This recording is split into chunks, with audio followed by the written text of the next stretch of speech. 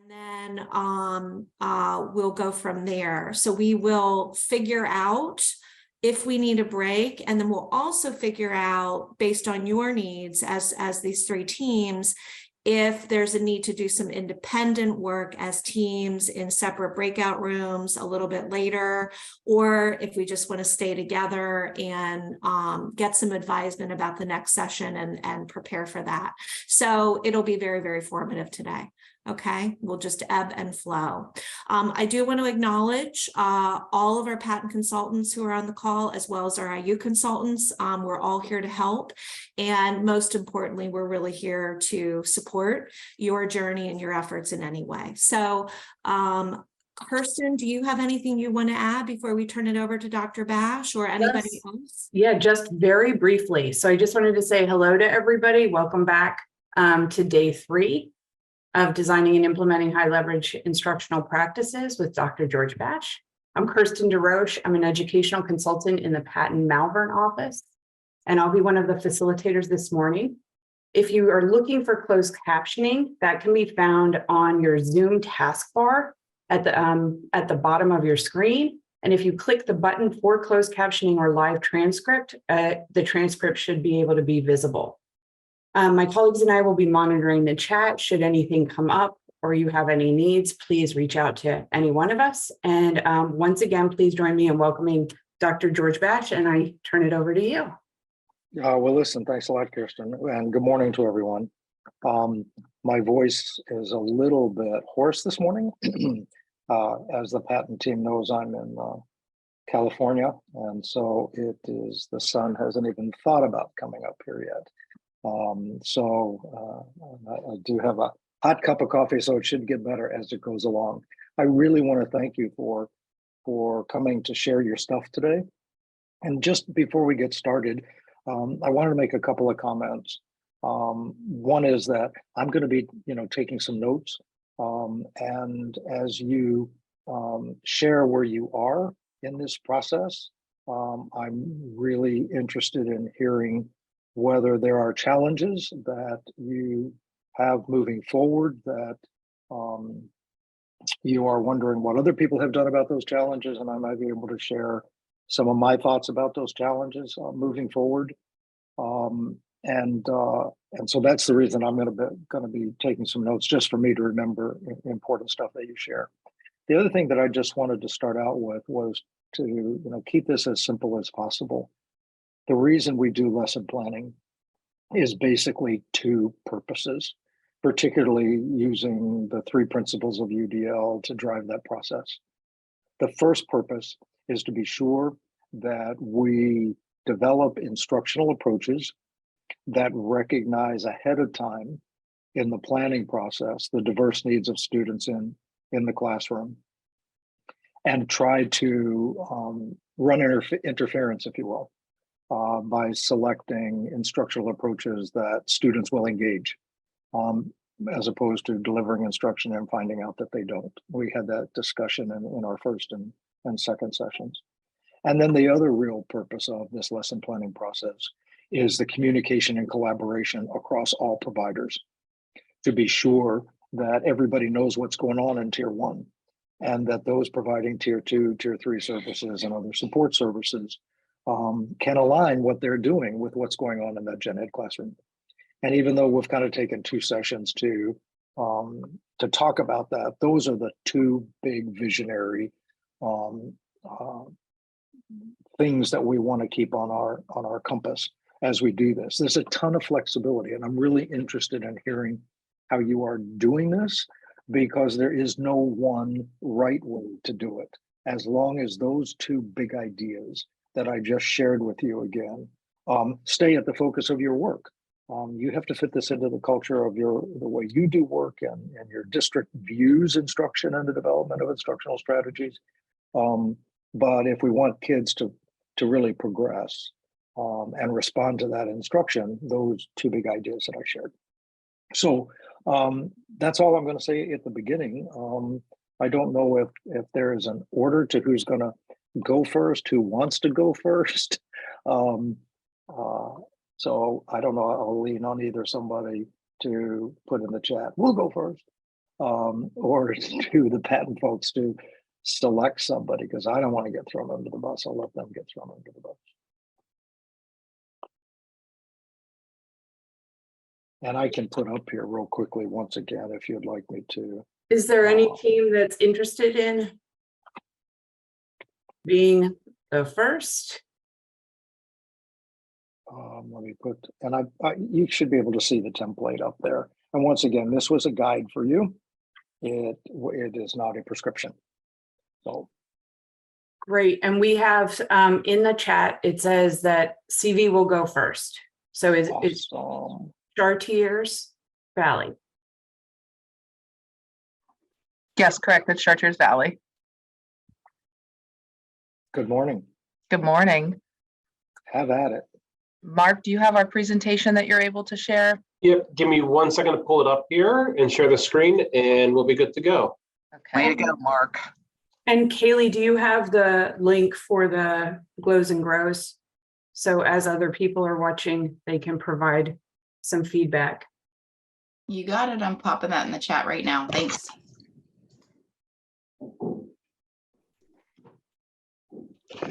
Yeah, thanks for doing that, so I don't have to go back in my email and find it. Awesome.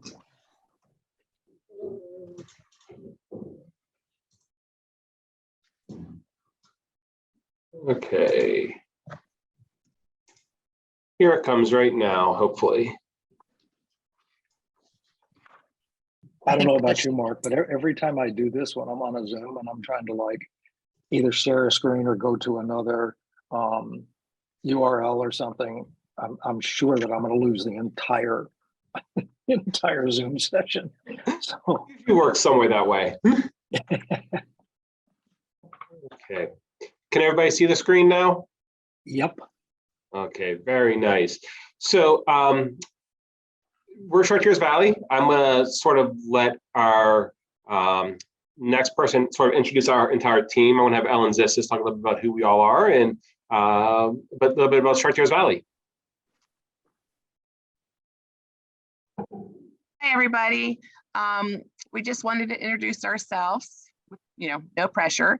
Julie is our assistant superintendent, and Nativa is our primary school assistant principal.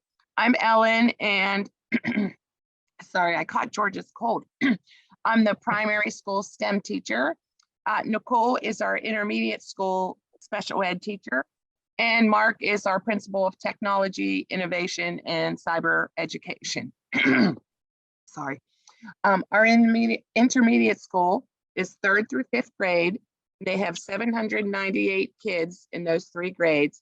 We also have 11.18% students with IEPs, which is above the average there. Our English language learners are 6.89% of them are that, and we have 28.64 economically disadvantaged students. Our primary school where I work is kindergarten, 1st and 2nd grade. It says that our population is 880, but we're now up to 893 because since last week, we've gotten that many new students and have more coming next week.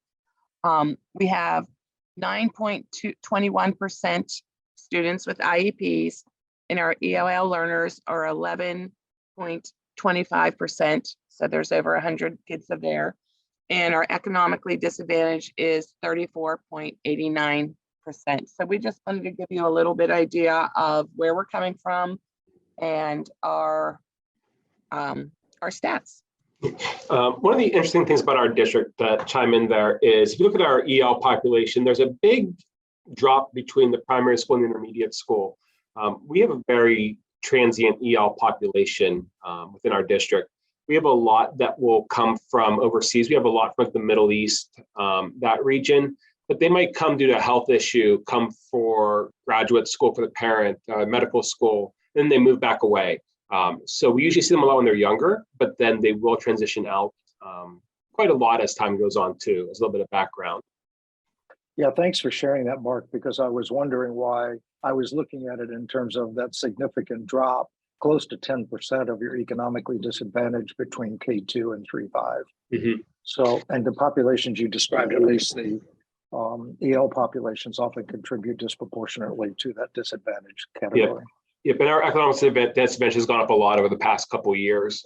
We used to be in the mid-20s, to upper 20s at all of our buildings, and as you can see, our primary school now at almost 35%. That's probably about 10% growth in probably about the past 5-6 years too. So it has really jumped up. That's a national trend as well. Yep. And then, Ellen, talk a little bit about why we're here also. Oh, me? Yep, you. Oh, that wasn't on my list. Okay. Chartiers Valley is currently working through developing a zero barriers program and a new primary school STEM class. The concepts of UDL align with our desires for the future of the district and collaborative planning, utilization of data, and more. We just feel like this is something that we kind of needed to bring everybody together and really collaborate, and especially from school to school over the grade levels.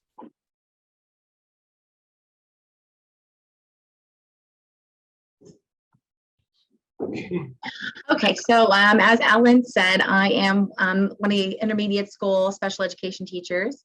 And our next slide here is about our prior lesson planning practices before we kind of did all of this and rethought a lot of it. We followed a 6-year curriculum cycle.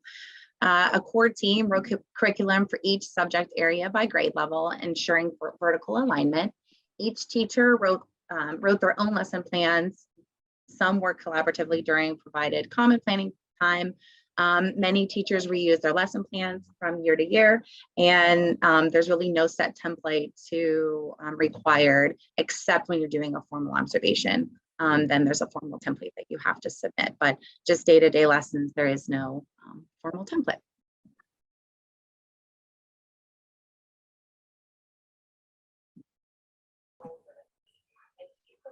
This one's me, right, guys?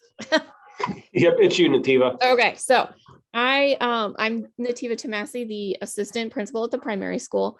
And so this slide shows a snapshot of all of the different things that we were able to gain through this training. So the importance in how to make data-driven decision-making, the importance of putting more emphasis and time and energy and teamwork into lesson planning process. So not allowing everyone to do their own thing, but really collaborative development, and making sure that we're all using some sort of consistent framework or template, so that it can be used by anyone in the district at the same grade level, because with the size of our buildings, we do have 12 to 14 homerooms at each grade level. So it would be helpful if everyone was using the same template or outline to show their lesson plans. Focusing on student-centered learning through specialized planning, looking at MTSS process for all of the things that it can help us with: academics, behavior, skills, all kinds of things. Focusing both on the high and the low students. So traditionally we have looked at the low students only, and really putting more of a focus on the high students as well. We're learning this year the importance of having a strong tier 1 core instruction in all of those areas: academics in terms of ELA and math, and then behaviors and skills as well. Varying assessment styles and methods, and then understanding the research on homework, and that it's not as supportive as, others have.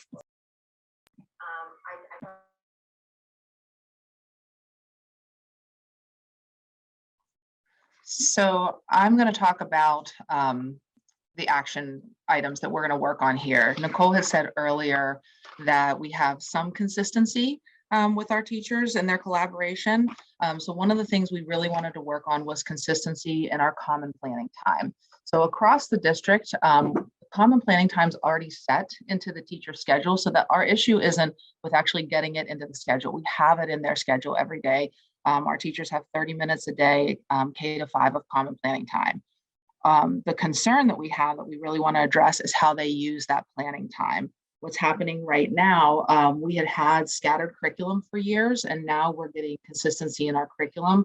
Where we lack is consistency in that lesson planning piece and actually sitting down and working together and using our data to drive our instructional decisions day to day.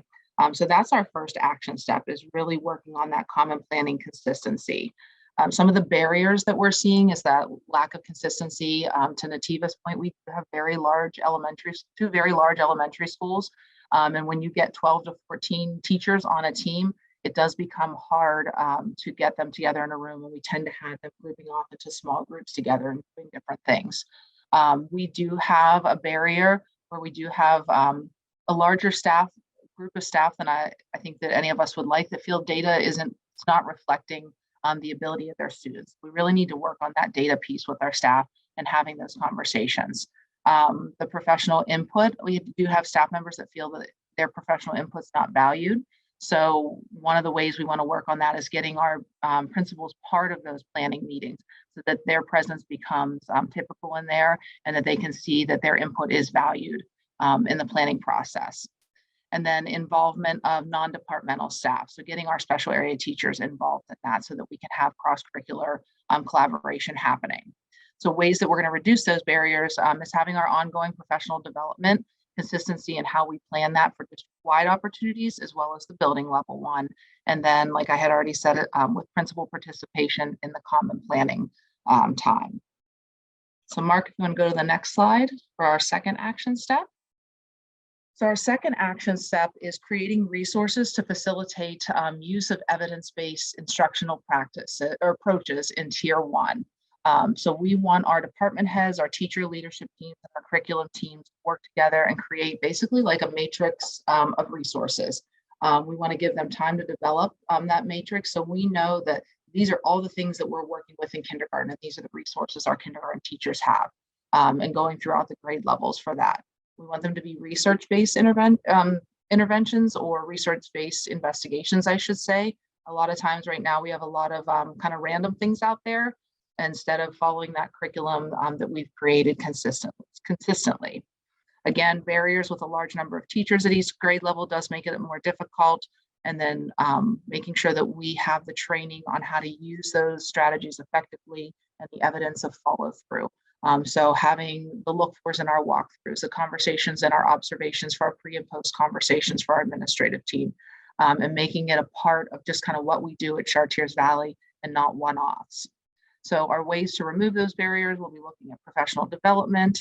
We do have peer observation built into our differentiated supervision plan for our teachers, and then building in mentoring.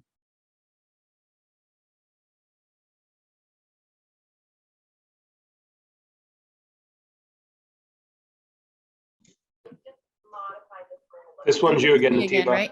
Yeah. Yep. Okay. So our desired outcomes from going through those action steps that Julie just talked about was, again, creating meaningful data-driven common planning time among all staff. So using summary sheets for documentation and evaluation of what is being done during that common planning time, and attending those meetings as often as we can as administrators will help to support that that step. We want to decrease the number of students we have qualifying for Tier 2 or Tier 3 supports.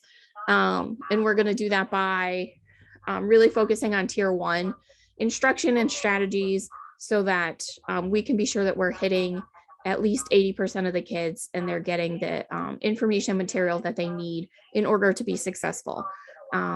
So we're going to do that through professional development for all staff in all three of those areas: math, ELA, and behavior and strategies. And then we're also going to focus on those with our walkthroughs and clinical observations in each of those core instruction areas. And then finally, our last desired outcome is to increase student achievement. We're going to look at the data for student growth, and then we're going to look at make sure that we break that down and look at all of those subcategories as well. So we want to see how students are progressing through tiers 1, 2, 3, as well as our gifted and enriched population.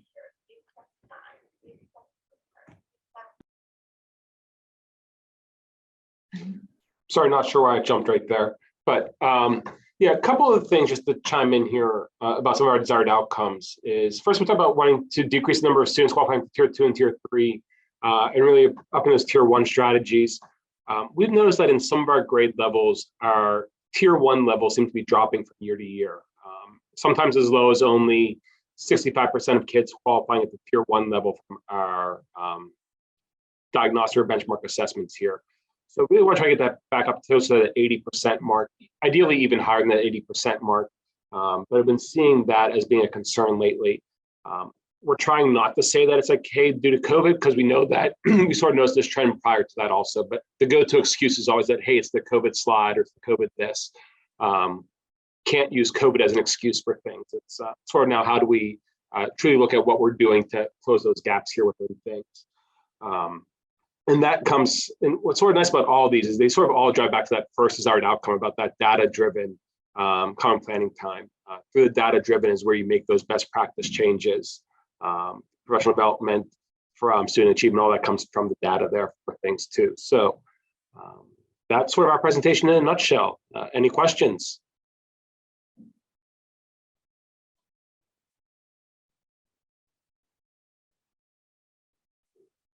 It might be a format here, and once again, thank you for going first. It was an awesome presentation. I'm wondering if the representatives of the other two districts wanted to ask any clarifying questions or curiosity questions or comment first. Thank you for going first, because I was like, no, I don't want to go first. I'm like a team of one here. But I guess one of my clarifying questions is, you had mentioned towards the end about reducing possibly like the exposure to the tier 2 and tier 3 settings. Can you talk about like how you're planning on possibly facilitating that? Like, are you thinking of having maybe more related service providers come into the tier 1 setting if needed, or how do you get to those kiddos? I know a tier 1 setting, we've learned, right, is obviously very effective for students with learning disabilities, but I was just kind of wondering what your thoughts are from the special ed standpoint. I can take that, Mark. Go ahead, Nativa. And then you can chime in if you have anything else to add. Okay. So really the professional development at the tier 1 level is what we're focusing on to reach more of our students, including those that are identified with special needs. And so we are working very closely with the AIU to bring in experts and trainers on how to best use the time that we have at tier 1. So at each of our grade levels, we're looking at the time of instruction for both math and ELA and how that's broken down. And then in addition to that, how we're using our MTSS teachers, our special ed teachers within that tier 1 core instruction at each grade level. In terms specifically of special ed students, we're looking at including as often and as long as possible, and then providing training to our regular ed teachers on how to implement SDIs and UDL practices in order to support the education of all of the students in the classroom at once. Thank you. Yep. The other thing I think is also key is also just really what is tier 1 instruction too, and what falls under tier 1. A lot of times, and I'm sure a lot of districts feel the same way, you have teachers who will differentiate beyond belief. Some feel that like tier 1, like, hey, this is the set thing. And hey, if they don't fall into the set mold, we move into tier 2. Like, how do we broaden that definition of what tier 1 truly is? And what does differentiation truly look like? And how do you do that successfully? So it is a very challenging thing when you have 25 kids in the classroom. Is how do you differentiate to those different groups? So I think that comes with that professional development that Nativa talked about in the Allegheny Intermediate Unit, helping out and so forth. Of what do those best practices look like?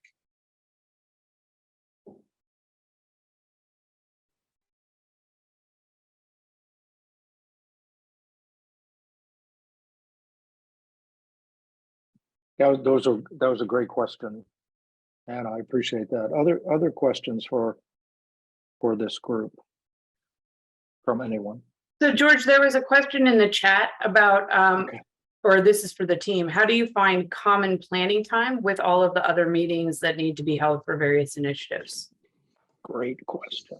So we sort of found a quasi easy way for our master schedule to make that work. So in our contract, teachers are guaranteed a half-hour lunch. They're 40-minute prep each day. But what we have is, so when kids have their lunch and recess time, there's a half-hour for lunch, half-hour for recess.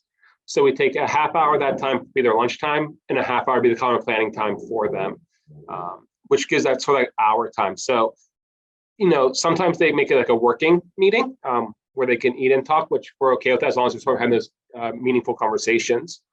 We also have what's called professional planning time, which is at the elementary level every day from 8 to 8:30 before kids even arrive. And that time's a bit more loosely scheduled with how our contract language is. But there is that time also where teachers will meet together and talk and plan for things too.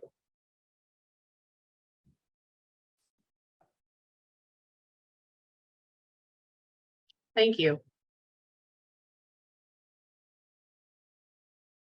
Hey, Mark, based on your comment, I would think that 8 to 8:30 time would be an easier time to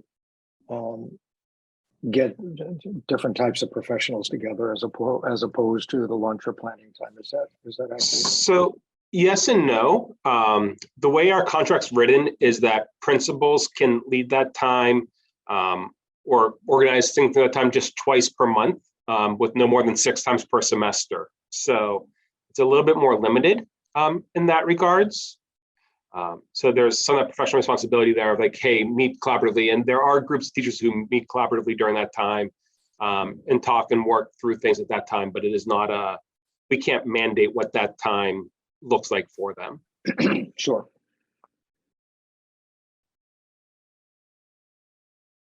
Other questions?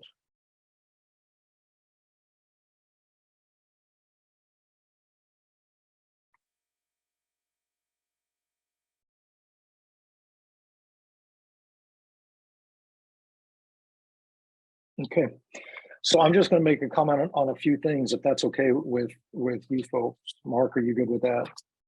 And Julie and the rest of you, before I forget. Yeah. Go for it. I'd love to hear it. Okay, well, first of all, it was a great presentation. You guys were succinct. It was awesome. And also thanks for your transparency, because a lot of the things that you said are the things that really are common across schools. So this concept of consistency across the district, I think that is critical, that you've chosen that as your first goal.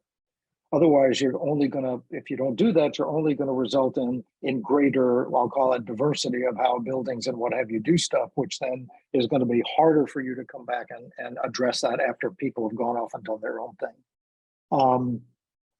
I had a couple of questions here that you already answered. When Julie talked about a couple of things she was talking about, you're going to get a ton of mileage out of this approach of having the principals included in that common planning time for 2 reasons. Number one, it tends to keep those meetings a bit more focused if you always have an outside, quote, outside person there. And the building principal, that really reinforces the concept of that individual as an instructional leader. But more importantly for me, and I'm going back to the years I was a building principal, I needed to know what was going on in order to provide supports for the teachers. And I couldn't do that if I didn't understand those instructional challenges. So I spent a lot of my time in these meetings listening. I would typically only get involved if the team turned to me and wanted something from me, perspective or supports or something. So I think that is the consistency issue. The principal issue is going to get you a huge amount of the structure of the system to make this work. The other thing, your action item number 2, resources for evidence-based instruction use. I gave, matter of fact, as I'm doing this right now, I'm also giving a keynote address at the Branching Minds Conference. that was recorded because you guys are my first priority. And that was a huge issue for them, is what is the barrier to not translating evidence-based instruction into the classroom? How come we're not doing that? And one of the big issues, and you're addressing this in some of the other stuff you mentioned, is that teachers don't have the resources for what that is. So it's not like they're resistant to it. They don't know. You talked about having 14 teachers on a team. One of the things that some of the districts do is, and since I've got your face here, Mark, the technology guy, and one of your multiple hats, is having a representative of a group on that team and then using either Google Docs or the stuff that you have to load up what that team basically wants to communicate in terms of kind of larger scope sequence pacing of instruction, but in particular have those, wherever you're putting this, highlight or have just a template where you say identified evidence-based instructions approaches for this either content or if you're looking at focusing on EL kids or special ed kids. And that will get the other members of the group to pay attention to it and follow up. If they just think it's meeting notes for information, they're not going to be as engaged in doing that. But if they find that when they open that, they have, resources, let's just say, because we talked about it, let's just say you're going to be doing strategy-based instruction or something. And then one of the people who's very, comfortable with the strategy-based instruction could just say, let's say it's you, Mark, just say, if you have any questions about this or need some support, talk to Mark. So really getting into something that those teachers can take from that communication method and actually apply into the classroom. The next thing on that action item 2, I think it was, when you look at your data, and one of your goals was to reduce movement into tier 2 and tier 3. The easiest place to reduce that is into tier 2. Tier 2 is going to be your most sensitive reflection of an improvement in tier 1, the impact of tier 1 instruction. Tier 3 is a little bit different because those are kids who either have gotten so far behind that there's the gap between the lowest level of that instructional reach and the kids, the highest level the kid can reach. That's a moat, right? So tier 3 is often used for that purpose. But if you take a look at monitoring number or percent in your case, because your numbers are moving around a lot, percent of kids getting tier 2 services, that will be the first indication that your impact of instruction in tier 1 is moving in the direction you want it to move. And thanks for answering the question, Mark, about the professional planning time. So if you have 2 times a month and 6 times a semester to use maybe that 8 to 8:30 time to bring people together for a very specific function, that would be sufficient. I don't think you need to do it more often than that. So let's say that you're using that either part of that lunch in the 40-minute planning prep time for teachers in a group to plan what those instructional approaches are going to look like. And then you chose to use the 8 to 8:30 time exclusively for communicating that across the tiers or providers, not planning, communicating. Just think about that and see if you only have 30 minutes, you can't do more than one task. And you have to do it repetitively. So when everyone comes, they come with the mindset why we're here for 8 to 8:30, what I'm bringing with me and what I'm going to take away. And I would have that be your cross-group communication time. And if you did that, twice a month would be sufficient if people were ready for that meeting and stuff. So food for thought there. But I love what you're doing. I love your priorities. It did a lot of smiling here. So Thank you very much. Wonderful feedback. Really appreciate it. And kudos to the entire team that helped present this. So very proud of all the staff we have here at Chartiers Valley and their dedication.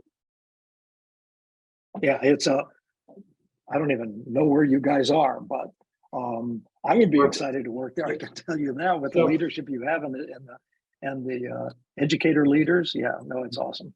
We're 15 minutes outside of Pittsburgh. So if you ever come to Pittsburgh, Oh. let us know. Oh, I do. Actually, I work with AIU 3. Yep. So we work with them a lot. Yeah, awesome. And we've been doing stuff with them on this too. So perfect. All right. I'll go next. Are you feeling pressure, Anna, or you want to Feeling get pressure and I'm feeling enthusiasm. Awesome. Go ahead. Thank you. All right, so is it okay to share my screen or would you, is that all right? Okay, so let's do that. And standard present screen 2. Okay. Can everyone see that okay? Awesome. Okay, so please forgive me, I won't be able to see like everyone's faces, so if you're cringing, I won't know. And I guess that's a good thing, right? All right, so here is my kind of take on the presentation, and I hope that I kind of did it. It seems like there was some overlap from CV, so I think that I went the right route, but we'll see. So implementation efforts and qualitative outcomes by me. And Anna, don't worry about the overlap. Don't Okay, don't yeah, short sheet it here, okay, because the overlap is good to see from different perspectives. So okay. thanks. Sounds good. So in terms of my team, while I'm only a team of 1 here, I'm not a team of 1 at my school. I work at Achievement House Cyber Charter School, and it's an online school. We're a cyber charter school based out of Exton. Had the pleasure of working with Dr. Russo, and now I see you're here, which is fun. But so I'm a special education teacher, and coming at it from that standpoint has been really helpful to hear everything about UDL and really, take in everything that has been presented. So I'm so thankful to be here.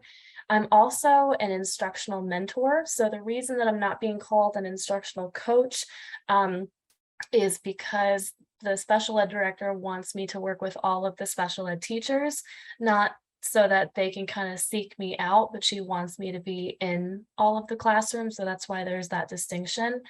And I have a really strong desire, and I'm going to even say a need to incorporate, a UDL approach or something that's stronger than what we're doing now, not just in a special ed curriculum, but that's where I'm starting. And we have a need to engage all asynchronous and synchronous learners. So part of what we do is we have live class instruction every single day. I teach my ELA and math classes for 45 minutes each day. And it's not enough time. We always are wanting more time with our kids in the classroom. But, we have this piece where there's a chunk of the student population that's disengaged, which you're going to find, in classrooms, but we're really focusing on getting the most educational benefit for, students who are currently disengaged. Like we just want to reach everyone. And so that's where I'm coming in from that standpoint.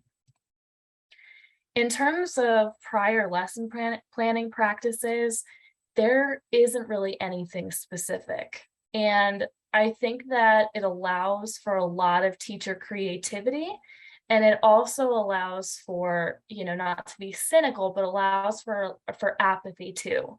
And while I love having, the ability to design things as I want to, I feel like, having something that's a template or some kind of expectation would be more helpful just to start, especially in these early stages. We would upload curriculum maps and then not really have to do anything beyond that. We have a scope and sequence that we upload to our faculty lounge as well, just so that the curriculum development team can, take a look at all of that. But honestly, I don't know how much of that happens. I think it's happening more now, just to be totally transparent. In terms of daily lesson plans, they are completed by teachers themselves. We don't need anything to be uploaded, and just like other, schools have been saying, if there is an observation, yes, we send that in. We need everything that we're going to be covering, if it's a few weeks out. So if you're not organized, you're not really going to do well in cyber. So I feel like that is an accountability piece where, you know, everyone can technically go in and take a look at anyone's classes. I mean, it's all online through our Schoology platform. Collaboration is becoming more consistent. We've always had biweekly professional development. We've had department meetings, and special education teachers have kind of gotten into some of those. But since we have our own, you know, now, and since we always have IEP meetings and things like that, the special ed teachers don't necessarily have to be part of them. But and I hate putting the word apathy on this, so please do forgive me for doing that. But I feel like, you know, sometimes there are, you know, moments when you're kind of stuck in like what you've been doing, right? You're like, all right, I'm just going to do this. Like, and, you know, there can be such like cool things that new teachers do. And then I guess over time, you're like, okay, I've always kind of done this. So, and then we also have the piece where technology is a barrier to even some of our teachers. So that's kind of like a background. Hopefully that's comprehensive enough. If you have questions, feel free to ask. I'll, you know, answer anything in the chat that comes up too. So this UDL training, I cannot emphasize enough how much I've learned and how much I've grown throughout this process, even though it's only like our third day. Like, I feel like I've been in this process for so long, and it's so nice to have it kind of split up throughout the year, because then I feel like I can take something right away and implement it. And let me tell you, Dr. Bashi, like is that how you pronounce your name? Bash? Is it Bash? Like a batch of cookies. Batch, got it. I won't forget that because I love cookies.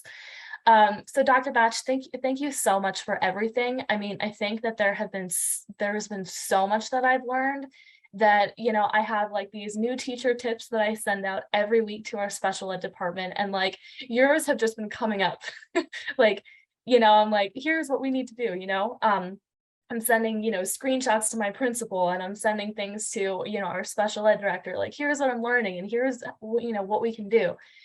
So school collaboration is most effective. Like, I feel like you would applaud the workshop that I had last week, because we had the whole special ed department, like everyone who's a co-teacher across our school, along with all of the electives teachers who could make it. And it was the first of a series of special ed and electives teacher collaboration. And I'm like, you know what, it's school wide, it's not just two teachers meeting. So, you know, when you said that, I was like, that's so cool. And so that's part of like the action plan, I guess, that I'll touch on in a little bit. But school collaboration being more effective, like I'm trying to implement that right away. Pre-teaching is better than reteaching. So you best believe I've been spending sometimes a few days on one concept with our kiddos, because like I'm teaching at the 6th grade instructional level to our kids, and like I'm in a tier 3 setting. And I'm like, you know what, like I need to do like more pre-teaching, but it's taking away time from the end of the year when I know that I'm going to be like, you know, just rushing to get through everything. Exposing kids to tier 1 content, I'm trying to do that more and more. And I think it's like really helpful to have, you know, kids in the general ed classes for especially like social studies and science and all of that. But I'm trying to implement in my tier 3 setting, I'm trying to get in more of the tier 1 content, because you're saying that kids make the most growth in tier 1. I think this is a really huge point. If not everything is standards-based, then students are not going to do well on standards-based assessments. Like you talked about that last time. And I have rubrics for everything. And like, I wish you could see my projects, because I'm like, I have it chunked. So we have a big project. We were working on a personal narrative in English. And I had the kids working on, you know, something from their lives that was impactful for some reason. And we had it chunked up, and I had a rubric for each part. And I was like, this is cool. And, you know, I had like an alternate option for kids. And yesterday I was in a training and learned, you know, about having 2 to 4 choices. That's like the sweet spot. So, you know, that's what I'm trying to do. But a lot of knowledge, and, you know, it goes beyond this slide. So thank you.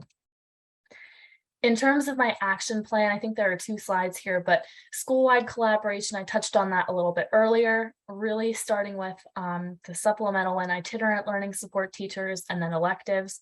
For special ed teachers, or those who have a special ed background, when I talk about supplemental and itinerant, when I'm talking about a brick and mortar building. I know that sometimes that's like the pull-out classroom. Itinerant, not necessarily like a separate classroom, but I'm talking about the amount of time that they're spending, and also like where they are. So a lot of our itinerant students are in the gen ed setting, that, with like a co-teacher, and then the supplemental setting is where I teach, and it's like a pull-out classroom.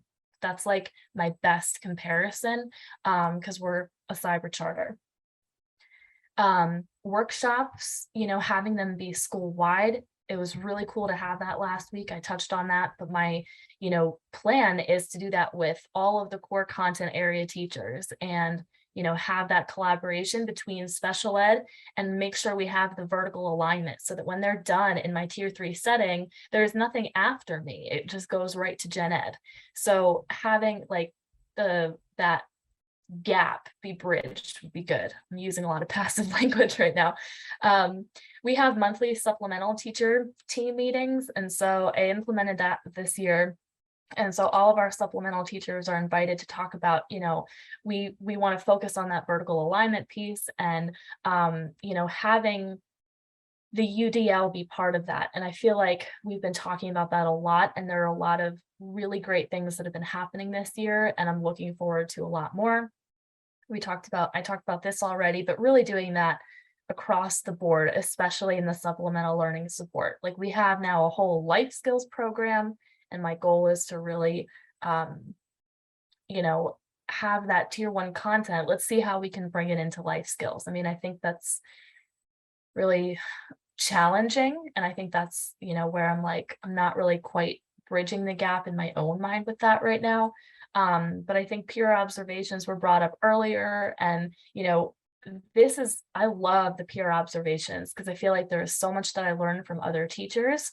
And we also have, micro teaching. So like all of our new teachers have to do like micro teaching, where they take a look at their, previous lessons and they reflect on it. And I think it's great, because in a cyber setting, we have to record everything. So that's really neat, because then you're forced to do that reflection all the time. And I don't think I've ever seen myself teach so much before. And I'm like, oh, I could have done that differently, or here's how I can do that for next time. We have AHIT strands. So we have, we focus on the MTSS, we focus on all of that. But I think it'd be really cool to have like a UDL AHIT strand, where I think it's called Achievement House Improvement Team. So that's what AHIT stands for. And there's like a specific goal that we work on. So there is one for PD. I'm on the one for student engagement. And so I think it would be cool to have a UDL one as well. I won't bore you with all of this, but just the highlights. I think having rubrics school-wide, but starting with special ed, having standards-based everything, because we don't. This one I'm going to touch on. This is the biggest thing. The way that we make the placement decisions for where students go with IEPs, I think there can be a lot of growth there. And people who make those decisions are obviously the IEP teams, but also like the director of special ed, the people who work on the paperwork and like the intake forms and those in like Launchpad, who kind of launch the students in before they're placed in classes. This can be revamped, especially with everything that we've learned about tier 1. So, and I think meetings and having more conversations around that could be really, really helpful. So that's all I've got. Thank you so much. I'm going to figure out how to stop sharing. Oh, it's all over here. Cool. Okay, I'm going to stop. Thanks, Anna, very much. And I'm going to just turn it over to the other groups to ask questions or reflect on what Anna has just said. So again, Anna, thanks. I was taking notes fast and furious here, so. Thanks so much, everyone.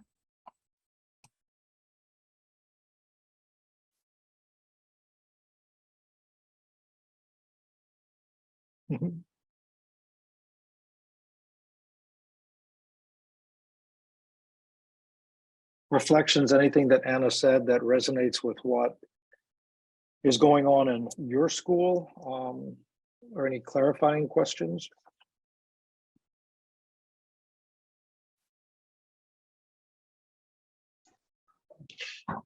Great job, Anna. My one question for you was, as you talk about doing those workshops across all the staff and starting to pull them together, how has the staff been reacting to that overall? Do they seem to be gung-ho about it, or are you still doing a lot of buy-in building? And if you're doing that buy-in building, how are you going about that buy-in building? Great question, Mark. So I felt like in the beginning of the workshop, and last week was like literally our first one, we had like a primary, like preliminary, I guess I should say, meeting probably a month or two ago. And we said, okay, how can special ed teachers be supporting electives teachers? And so that's where we're kind of starting. And last week, it was like pulling teeth. I felt like a teacher in the front of the classroom where there were just crickets. I was like, seriously, this is what we wanted to do, right? We wanted to have this conversation, but then people started opening up and we were sharing, like different SCIs that were good, to kind of implement and use and different, strategies. And there were a lot of takeaways. So it started off really hesitant, but then it turned okay. And I think, continuing that with electives teachers is what we're going to do probably once a month for the rest of the year. And the next time that we meet, we're actually bringing, each electives teacher is going to bring an activity or an assignment that they want to have differentiated. And so that's going to be really, really helpful because there's the special ed standpoint and then also the UDL piece that I want to incorporate. So we're like getting there. We're not quite there yet. But then with other, staff, we haven't done that. Like we haven't done it with, the ELA core subject area, but I think starting with electives is going to be a good spot. So hope that answers your question. It does. Thank you very much.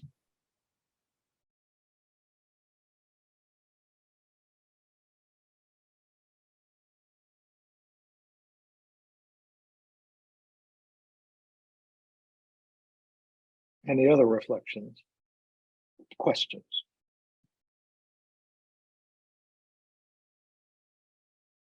Okay, a couple of things that I'll throw out here, and please everybody kick in if you wish. And once again, thanks again for the transparency, particularly those first few slides, which really presented what your challenges were. You had something on there, Anna, about daily versus weekly planning. And if that daily planning sheets or what have you becomes too onerous, weekly planning and even every other week planning is usually sufficient. And then the daily lessons just become that weekly or every other week plan adjusted to the pacing process, basically. And if particular thing didn't work or what have you, but you certainly could probably loosen up a little bit on daily versus weekly planning sheets or what have you. That's something you could certainly do without losing a lot of integrity in the process, as long as those, whatever that activity was done and with some fidelity. The other thing you mentioned was the pre-teaching, which is awesome. So as depending on who your superheroes are in curriculum and instructional type of stuff, I have my own in that. And Anita Archer, I don't know if she coined this or if somebody else did and she uses it, but she really got me thinking a number of years ago about the just-in-time instruction rather than just in case.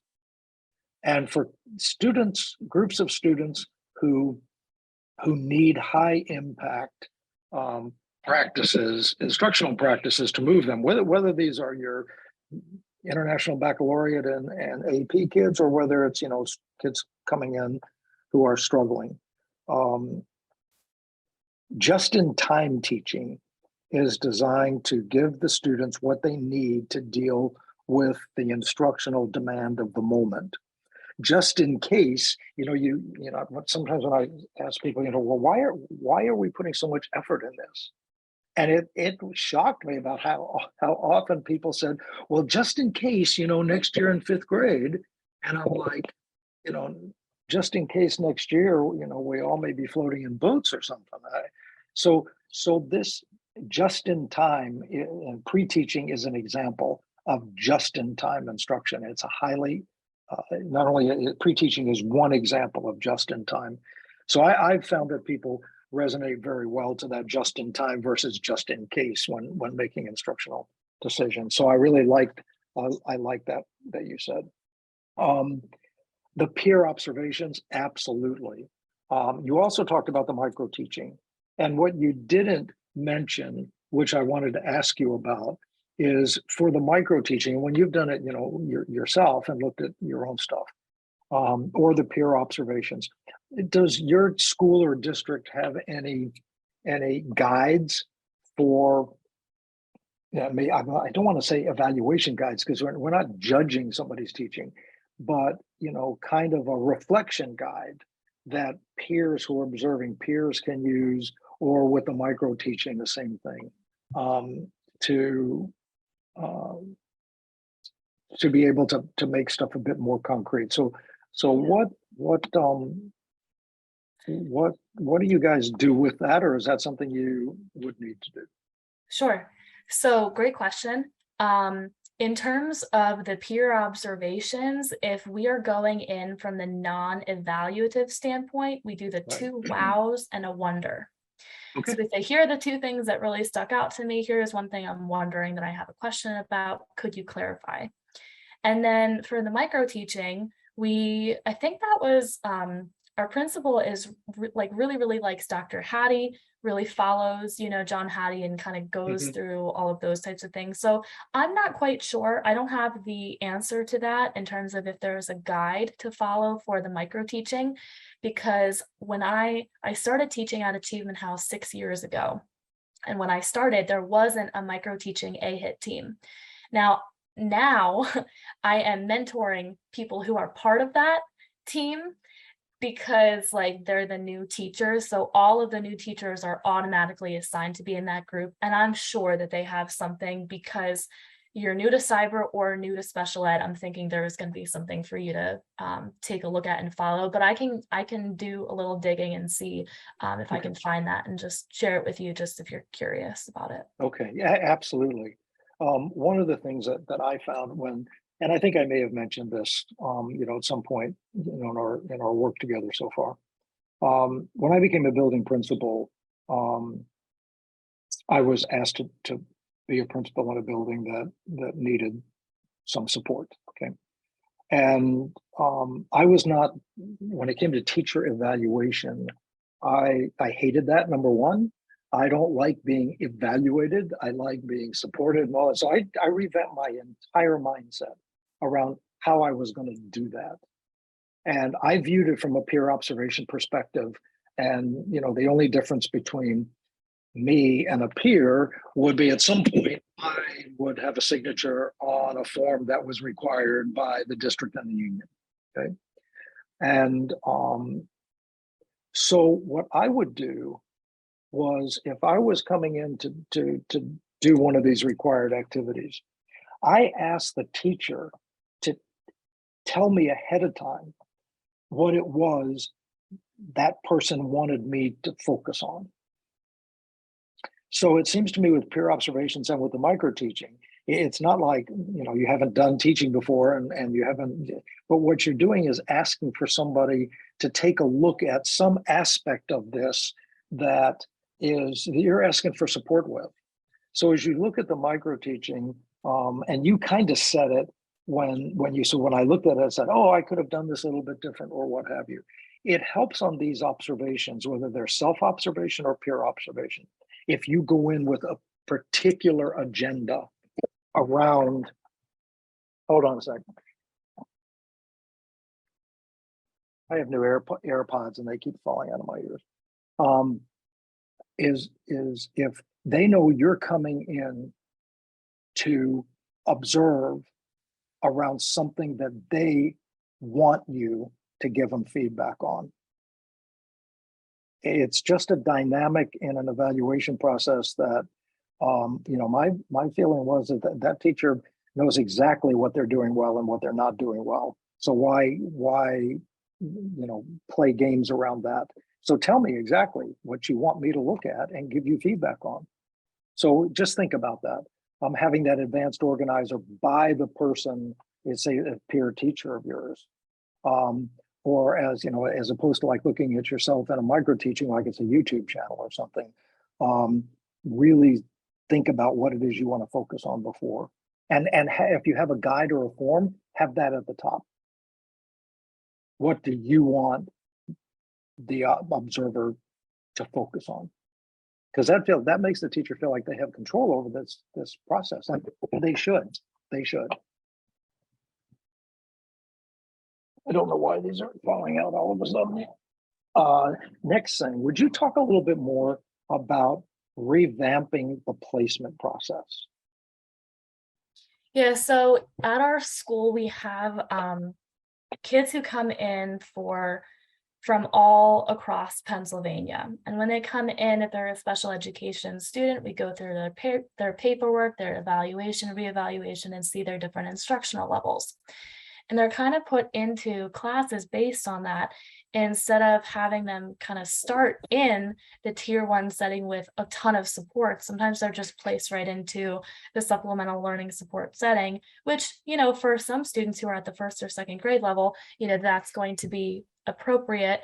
But sometimes I feel like there are students who are on the border who could possibly go into the general education, curriculum right away. Mm-hmm. So that's something that trying to get more clarity about, because especially with all of these trainings, I wonder if, we should all just be the push-in teachers instead of having our own, you know what I mean? So like, Yep. it's kind of hard, and it's something that I'm toying around with, and we've kind of been doing things a certain way for a few years, and we're trying to build our program. But I think there are benefits to both. And I think there are a lot of deficits in the content areas, like specifically reading and math, that we're really trying to, focus on. So, Yeah. Okay. Well, yeah. and whether it's a transfer in thing or a transfer within thing, we're going to be talking about this in February. But something I just want to throw out for the group is, to be honest with you, the only data I am really interested in are growth data. I'm not interested in data that shows a discrepancy between where the kid is and where the kid is supposed to be. The reason for that is that growth data are the only data with which you can make instructional decisions. So and it really ties back to this lesson planning process, because if a student's growth is not, let's say the student's growth is flat, so okay, I'm fine with that. That's a piece of data. It's kind of like, you go back to a physician and you still have a fever, right? And your fever, there's a discrepancy between where you want your fever to be and what you don't know at the moment is what has been done to try to get the fever down. What has been done to try to improve that student's rate of growth? Now you have this connection between data and instruction. And all of a sudden, if you as a teacher for students coming in, if you knew what instructional approaches and the focus of that had been and looked at the data, that would give you more to think about than if you were just thinking about placing a student based upon that discrepancy. And I'm going to be honest with you, for even within a district, sometimes it's hard to get growth data. And so, something when I was a principal, we had a kid coming in, it was harder, but the receiving teacher would be given some time, and if necessary, I'd go take over the classroom to contact where the kid came from and the instructional staff to have this conversation about what were the instructional approaches that were or were not working, get that perspective. And if it was within the district, we set up time for those teachers across buildings to meet with each other to look at growth data in the context of instructional approaches. So I'm just tossing that out Because otherwise what you say is, okay, you kind of go back on your own perspectives on things about why that kid may or may not have progressed when, talking to the person directly who had been delivering instruction and what have you, I think is a kind of an assessment that may be helpful to this placement process. Thoughts about that?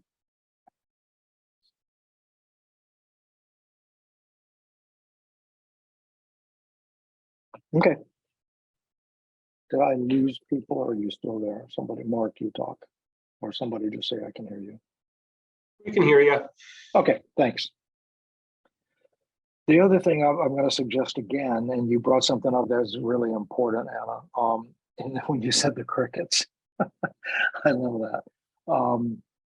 I just have never had the guts to do it.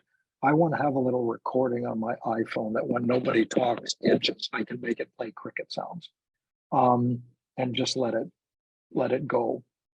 One of the fastest ways, I think, for your learning support or your special ed or EL teachers to get dialogue is simply go sit in on a lesson planning meeting for your tier 1 teachers. And they don't have to do anything except be there. And I guarantee you within the first 5 minutes, those teachers are going to be turning to you and saying things like, what do you think? What should we do? It's an organic way to kind of get those conversations going. I like what your goals are. And I think they are focused. I'm glad to hear. I got worried that you were doing all the work, but then when you said you had this great team that was working together. So I think you're on the right track.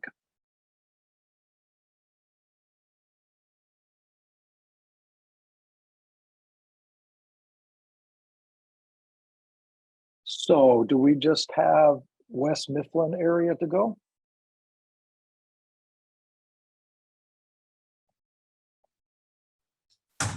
I think so. I can start sharing my screen if everyone's ready. Hey, Tina, thank you. Sure. I think I can share my screen.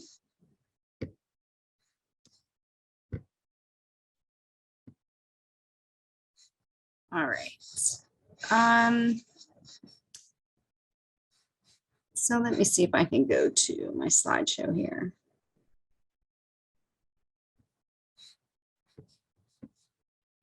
All right, can everybody see that? Is that okay if I am in this mode instead of the actual presenter mode? Perfect. Okay. All right, so we are West Mifflin Area School District, and the team members, we're all a group of teachers. I myself am the math coach for the district K-5. I have Anita Smith is our 3rd grade teacher on the team. Christy George is a 1st grade teacher. Shelly Bishop is 4th grade ELA. Sarah Bromley, 2nd grade special education, and Holly Miller is 2nd and 3rd grade special education. The way in which our district works at this point is that we have about 3 different buildings. Our 4-5 is housed at the middle school.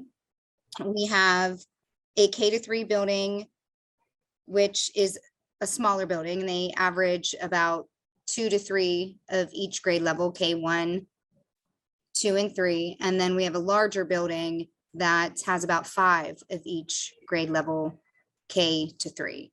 So we're kind of split up throughout the district. The reason that we are here is I'm in a 2nd year position as our math coach. I've done a lot with the MTSS program. I have another partner with me that is the reading coach, and we've done a lot with the MTSS, trying to hold data meetings, doing benchmarking, and really we felt that UDL would strengthen MTS as we are moving toward this full inclusion model. This year, there's no actual pull-out classes for any of our special education students. So it was a challenge to the teachers this year in what role the special education teacher was playing. A lot of the feedback has been that there's really no collaboration with those teachers. They don't really know where they stood with lesson planning. And so bringing in a lot of the UDL principles, I feel is helpful to our teachers so that they can collaborate together. In doing this, we kind of felt that all of our teachers would have an equal role being part of the team and planning together for the entire grade level. So our current lesson planning process, there is a district form that was sent maybe a few years ago, and it just highlighted like essential questions, standards, vocab, what are your resources. But to date, I don't believe every school is using that form. I know that a few are. I know that teachers do talk amongst each other. Maybe one person on their grade level team will turn in plans and they'll all attach their names to it. But I really just don't know the amount of time that they're getting and sitting together to collaborate and talk about what's next. Or are we just following what's the next skill coming up in the curriculum or within their actual books? So, all right, so next, the importance of UDL for us, our team recognized that we need to collaboratively lesson plan, and that all teachers have an integral part of the planning process. Bringing in that, special education piece, we recognize that most of the instruction is going to be done in tier 1, so that having the special education students alongside all students, that there needs to be a different design model to reach all students and that they'll all show growth. Also said that students show more growth in that tier 1 than in any other tier. So we kind of felt strengthening that tier 1 is the best way to go. So now, how to really get this moving within our district. So our first portion was that, creating a team here and just raising awareness. So there's been this awareness for MTSS, but I'm not really even sure that all of the teachers have the knowledge of what MTSS is and what UDL is. So I feel like our first step moving forward as a district to put this in place was, one, to speak to upper administration about it. So, we have the buy-in there, but we need buy-in from staff and they need training. So we talked about this maybe being our first piece as to what is MTSS, what is UDL, and what do they have to do with each other. So I think that that's extremely important. Other things that we need to put in place is redesigning the schedule. The schedule has everything to do with how we function here as a district. Teachers are not really getting the common planning time. We have early release days, but they really haven't been planned well. We have a new reading series this year, so they've been planned more so for reading. But by the time the elementary teachers even get out of school, the training is an hour and a half. And they really need time to talk and have these crucial conversations, and they need to plan together. And we're missing that big piece here in our district. There's not enough time in their schedules. Same thing with the special ed teachers. The issue here as well is that our special ed teachers aren't scheduled with their core team. Their schedules are all over the map. So when are they supposed to talk and collaborate? So we need to put that in place, and thought maybe that could be a conversation for administration come their summer retreat. How are we building the schedule, not only for maximizing instructional time, but to also reach the common goal of common planning. So also we talked about putting an interactive technology piece in place so that we would have a form in which all the teachers, the entire team would have access to, so that they could each put in portions of the lesson planning together, maybe before they can meet to have the conversation as to what is coming up within the lesson, or what they need to pre-teach, or what they need to focus on more so. And then lastly, we just said create a yearly meeting schedule for team members. So we'd also like those meetings to almost be scheduled so every teacher knows we're meeting twice a month to talk about overall where we're headed. And then we need to continually meet, how are we meeting those goals? In addition to that, we have, and I'm jumping ahead a little bit because I'll get back to this, but we've started data meetings, and we're doing some new pieces this year with MTSS where we are looking at the benchmark, looking at the data, and looking at a weakness that may have fell within the curriculum or skill-based weakness. And we're having those conversations with teachers as to, okay, what can we put in place instructionally to help this? And then we need to meet again and come back. So that kind of has started this year as well.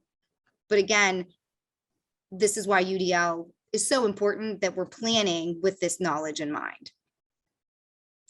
So the other pieces of implementation would be to have some kind of fidelity guidelines for teachers to use. This is how we're going to put this in place, and this is how we're going to roll out this model. This is what you can expect, and this is what you should follow, because I think that's important too. They need the knowledge of what UDL is, but they also need to know, and how are we going to consistently do these things? And then I had also said, just create resources for staff. As an instructional coach in the district, I can be a resource for teachers. If there's a skill in which we need to go over, we need to find more information on, we need help with implementation or coming in to the classroom, that is what I will do ongoing. Hoping that this is so new within the district, but hoping to see this over the next year and a half really take off and have some buy-in within the district. Barriers, of course, are what everybody has been talking about, is the schedule. When I talked about that a little earlier, we can't do this if we don't have the schedule that helps to promote the meeting and having those conversations. So we really need to have everybody on the same page. We need to have administration buy-in as well. And I feel they do, but I feel like another barrier in our district, and I am, my team will speak with me on this as well, is that, things aren't communicated very well. So if our upper administration believes these things, they're not communicating that to all staff. It's almost like, this is what we're doing, but there's no reasoning why. And I feel like staff in the district would really appreciate knowing where they stand on these things and knowing why it's important. So I'm kind of trying to be the go-between in saying those things as to how we're going to get everybody on the same page. So our resources, we're relying heavily on administration to go through the lesson planning process and help support and double check that they do have that time to meet, and checking with Fidelity and also myself as the math coach and our reading coach to help play a role in providing those instructional strategies and supports that they may need as things are being implemented. Overall, what we're hoping for is that all of our students in Tier 1 will show growth, as each lesson is specifically designed to meet all of the learners' needs. Planning will be done interactively as a team, and we're going to be evaluating the process through data and through our team meetings that we have with grade levels, and hoping to be able to check the growth of the instructional strategies and put new ones in place if those ones aren't working. So that's it. That's where we are. Awesome. That was great, Tina. Questions, reflections from the other groups, please. Or I'll play my cricket music. I just wanted to give some feedback on the schedule. You caught my attention with that because just to kind of piggyback on what you said, that scheduling piece, if you don't have that foundation and setup, you're going to end up setting yourselves up for failure. So I think it's really great that you focused on that in your presentation.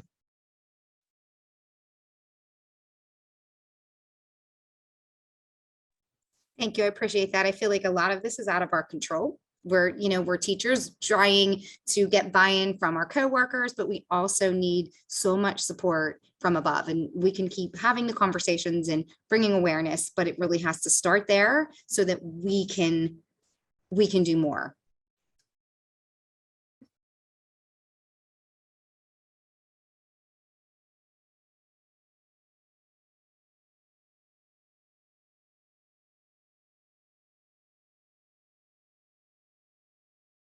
Other thoughts, comments, reflections?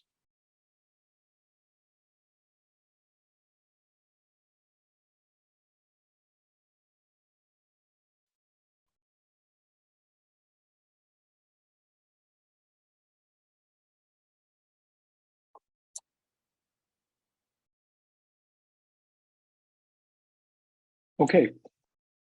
Tina, would you do me a favor? Can you put your PowerPoint back up? Sure, I'll do that right now.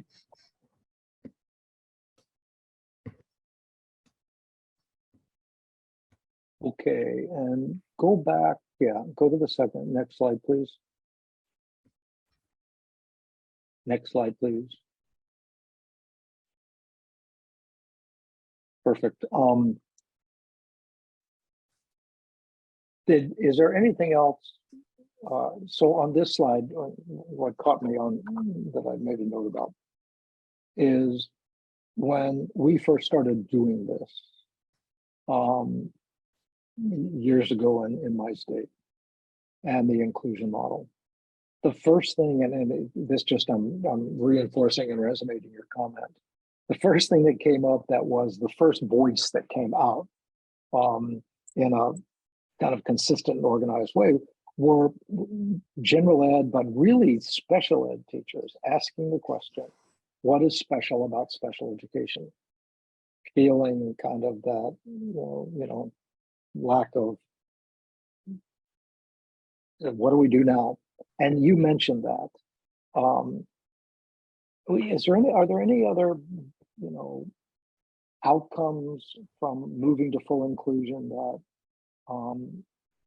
have been identified besides what is the role and the collaboration thing?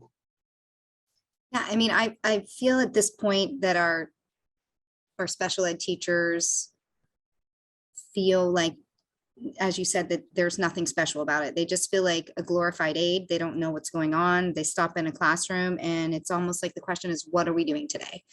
And I feel like a lot of the students are getting lost in the shuffle. So yes, an outcome would be that they have knowledge of their students in the classroom and that everyone's working together towards these SDIs instead of, students just sitting there saying like, oh, well, this student's on a kindergarten level, so he can't do this fourth grade content. Well, yes, they are, but that's why we're planning everything together and know that ahead of time and bring that somehow on their level and have that conversation as to how can we help them be successful here, because that's the end goal. Right. Do you feel that if you can get this collaborative lesson planning process going, that the special ed teachers will feel more relevant and know what they're supposed to be doing every day because that was articulated in the process? I do. I mean, that's my hope that the special ed teachers will feel as if they have more of a voice and they're more of an advocate for the students that they believe, that they're responsible for. A lot of those teachers feel like some of these students are better off, in a pullout with them. They feel like they're making more ground, but I do believe that we can make some progress here in tier 1. And when they see that, when they have a bigger role in planning the tier 1, I do believe that will start to happen. I do believe they do need some reinforcement skill. Some of them are still tier 3 and do need that additional intensive instruction, but tier 1 is our core and they need to be an integral part. And I do believe that there'll be buy-in from them when that starts to happen. Anybody else on today's session want to say anything about that?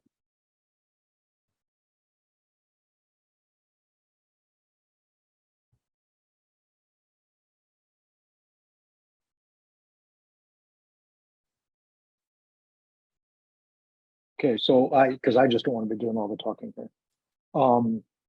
So you said, I want to tie into something else you said, Tina. You talked about in data meetings, using those data to identify specific weaknesses and what have you. So, and I'm trying to kind of organize my thoughts to be, just focused here.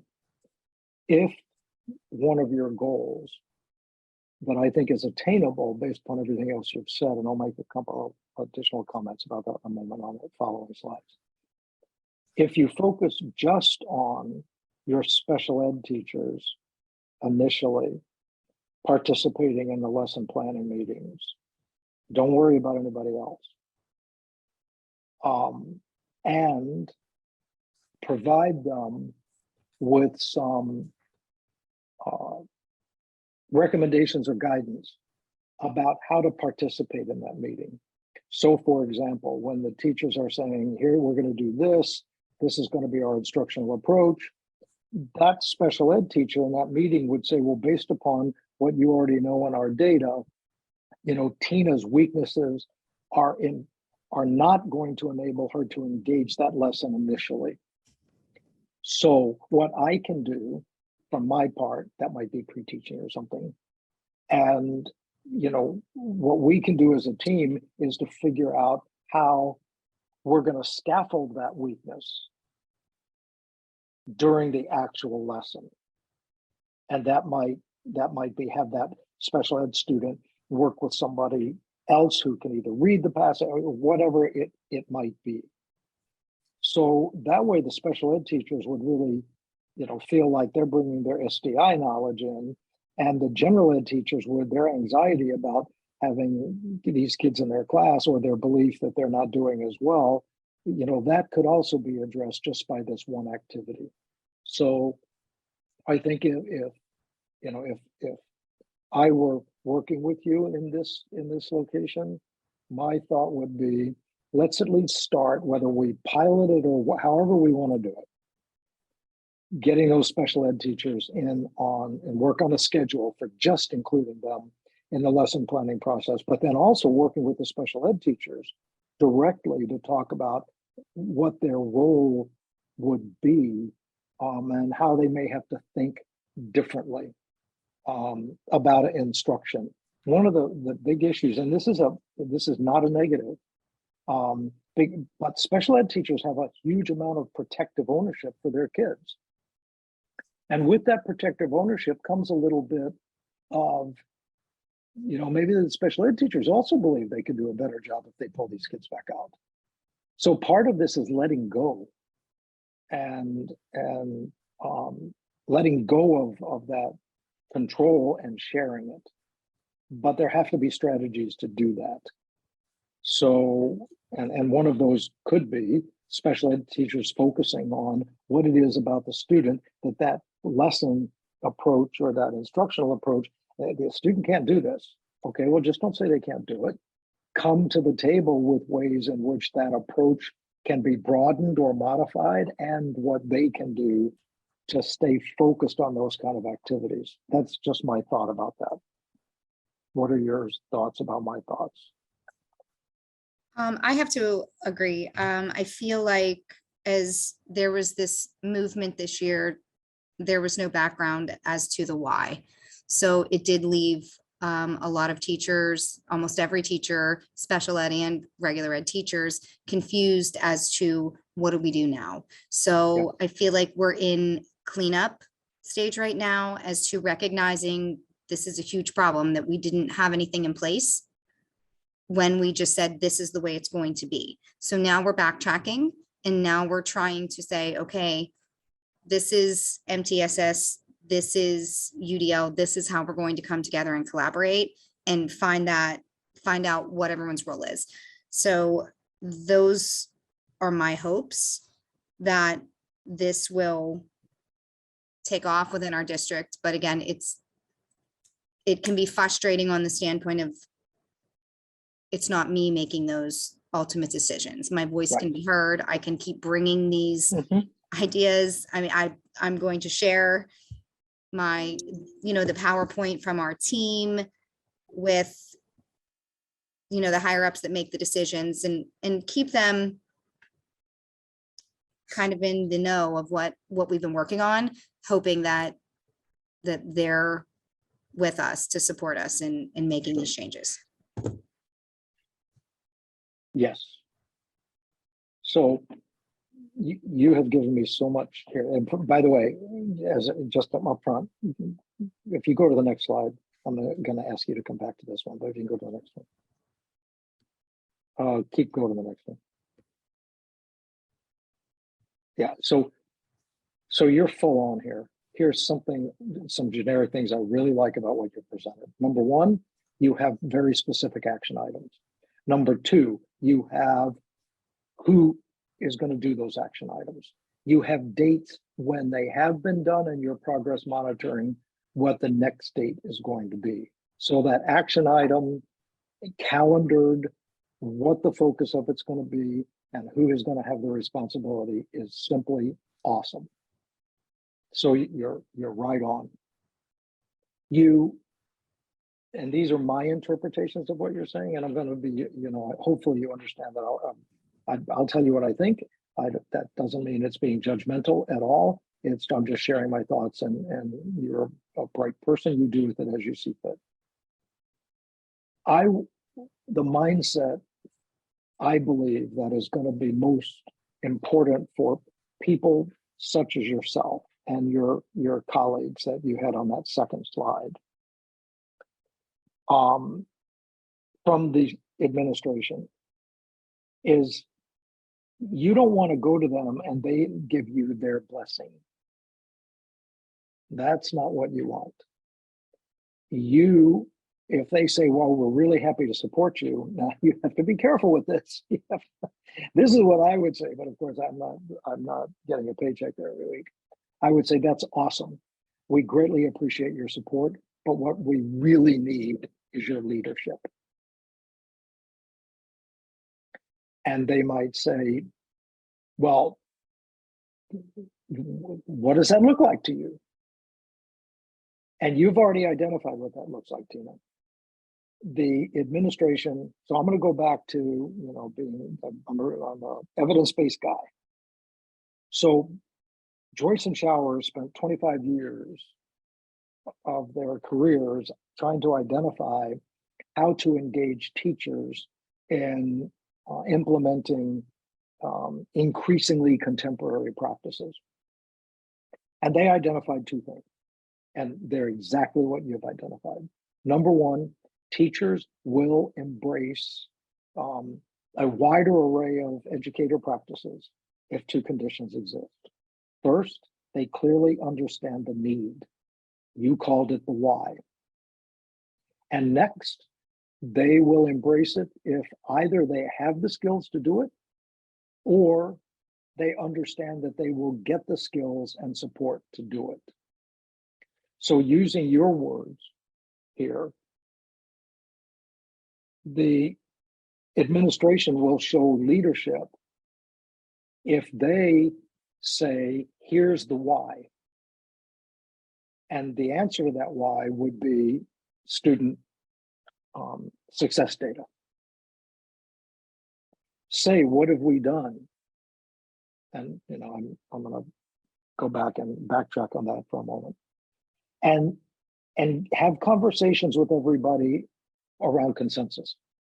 Do we all agree with the why that the administration is throwing out here that is of concern to us because of what you are providing us?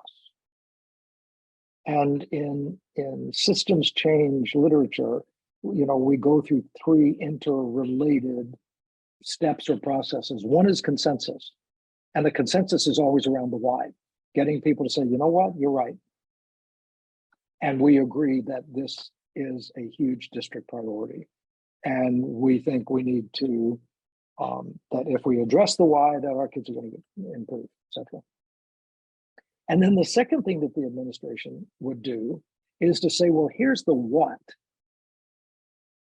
that we feel, and once again, this is a conversation. Collective leadership is the most powerful for student outcomes. Here's the what that we want to do and support you in order to address the why. Does that make sense? Yes. It can't come from you, Tina. Yes, I agree. And we've had many conversations about that. And that was the first thing that I said in there.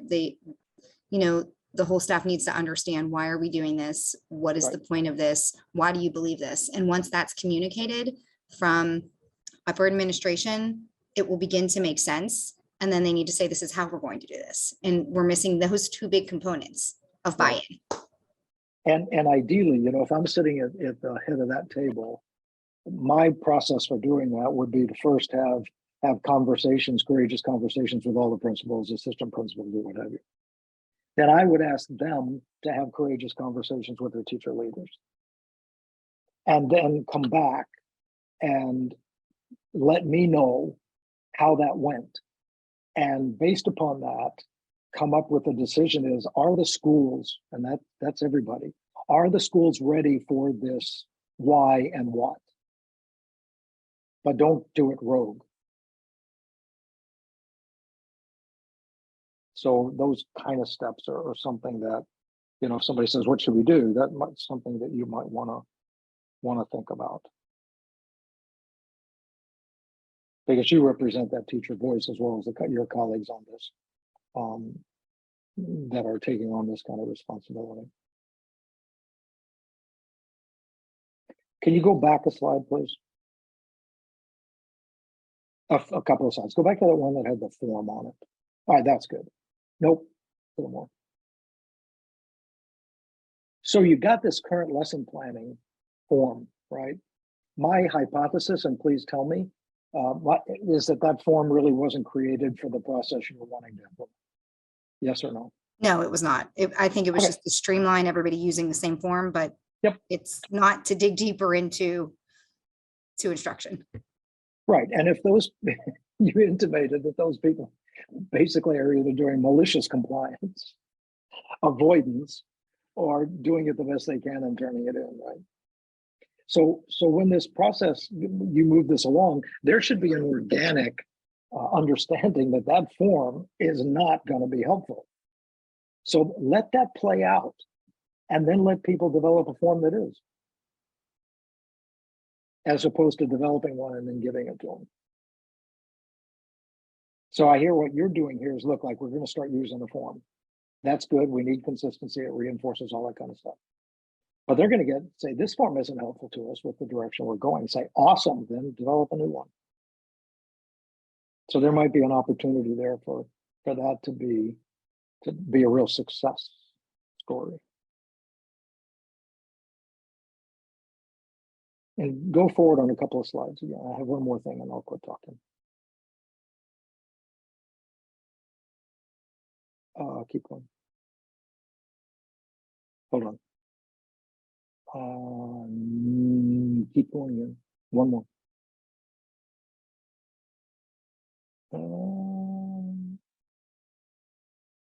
Do one more. Maybe I missed it. Yeah.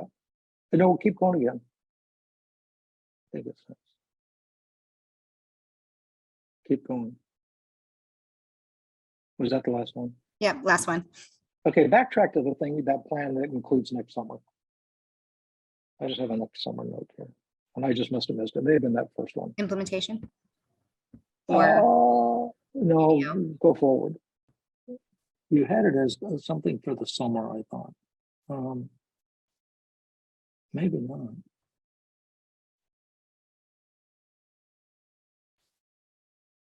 Oh, summer retreat. Yes, there it is. Something you might consider for the summer retreat is based upon the work of your team or anywhere you can get. If before the summer retreat, you can video what a collaborative lesson planning meeting looks like.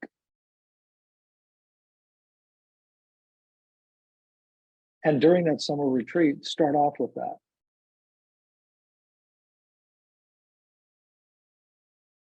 Almost like a peer observation thing. Something to consider.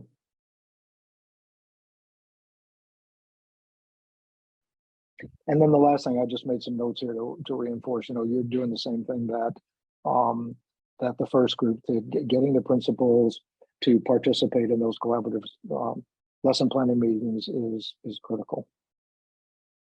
We're going to talk in February about some of the challenges you mentioned with around data. I'm going to give you some protocols to look at for that. But if you're going to do that summer retreat, redesign schedule to ensure that all members can collaboratively plan. Be sure that all members know what collaborative planning looks like as part of that retreat. Thank you. Dr. Batch, this is Susie. I'm an IU consultant. Just Yes. to add to your conversation.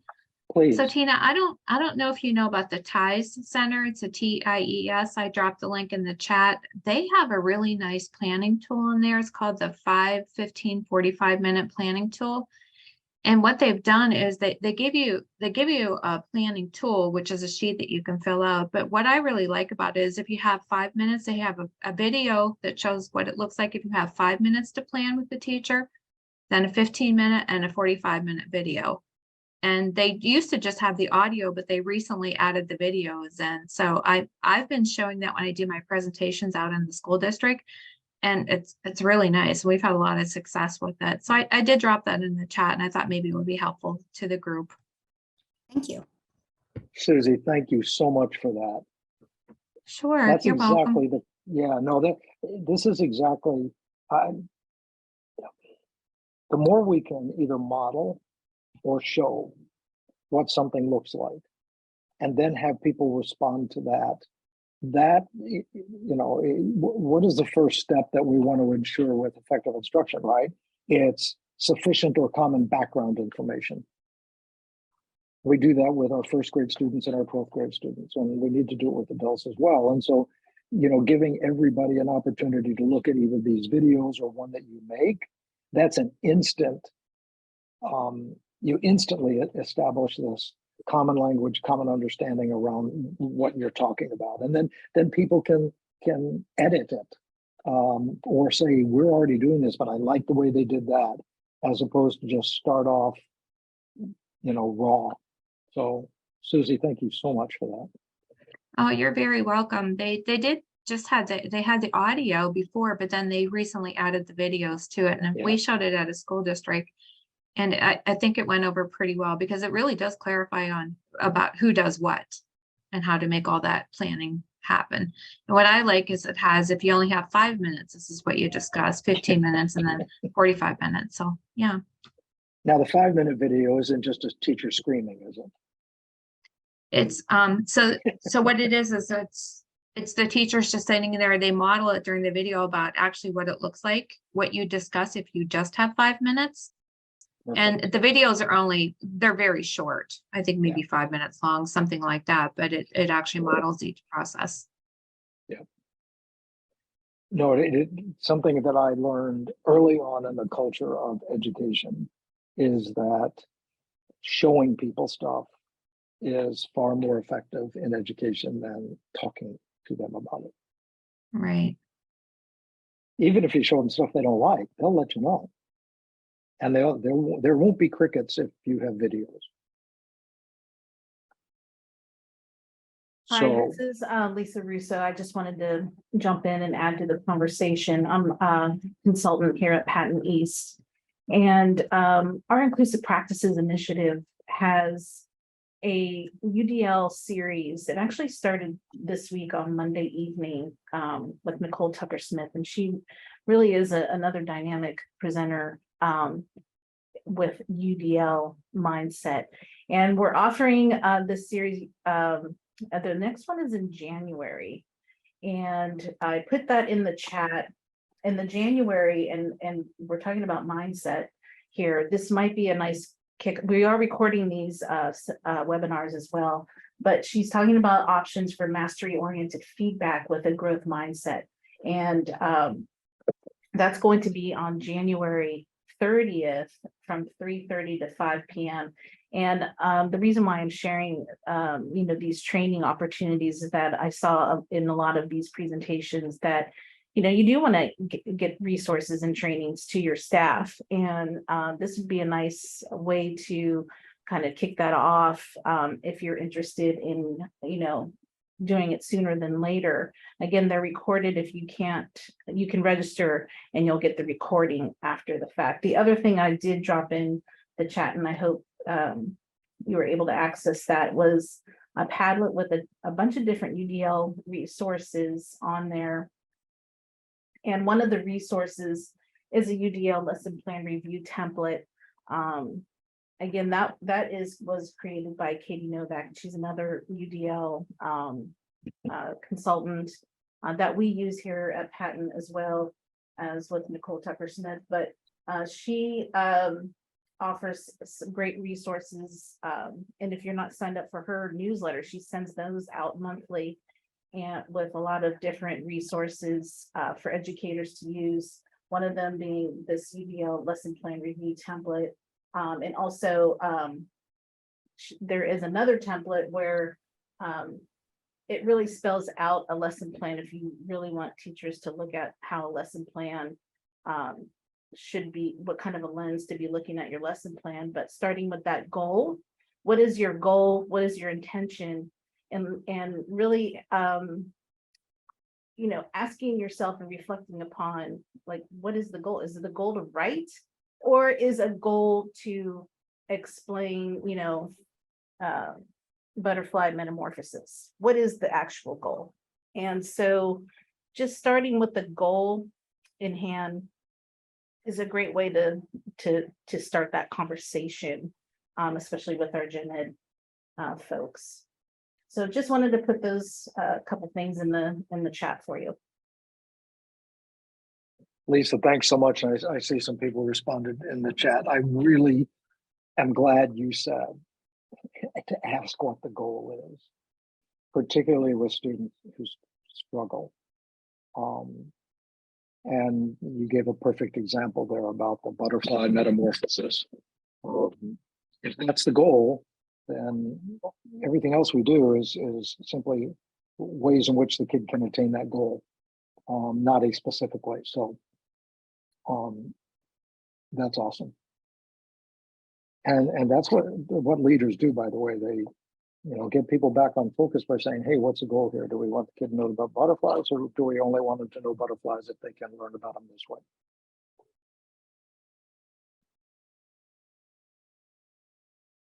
Awesome.